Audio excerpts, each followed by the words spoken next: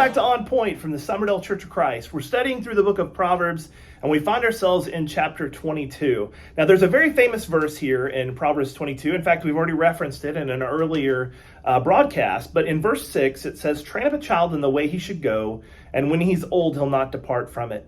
But there's another verse just a little bit down further in this same text that tells us about the necessity of disciplining our children. In verse 15, it says, "Foolishness is bound up in the heart of a child. The rod of correction will drive it far from him."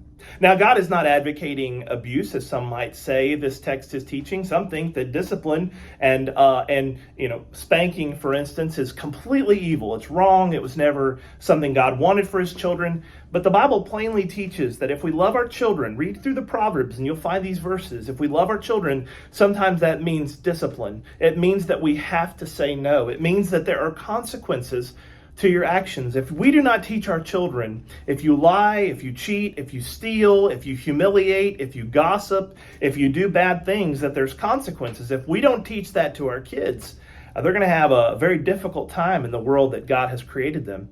It's a fallen state. There's a lot of people here in this world that want to continue to corrupt the world and want to produce evil and wickedness. But those of us who are righteous and trying to raise our children in the Lord, we have to practice discipline. We have to be able to say, no, you're not going to do this. And if you do, here are the consequences of your actions. It also teaches them about spirituality and the necessity of following a parent will prepare them for the real world in following God wherever the Lord may be wanting to lead them to go. It's about following rules. It's about doing what we're told and walking the righteous path. Don't give up. Don't get discouraged. Sometimes a little tough love is needed to get our children on the right track, and the same for us as the children of God.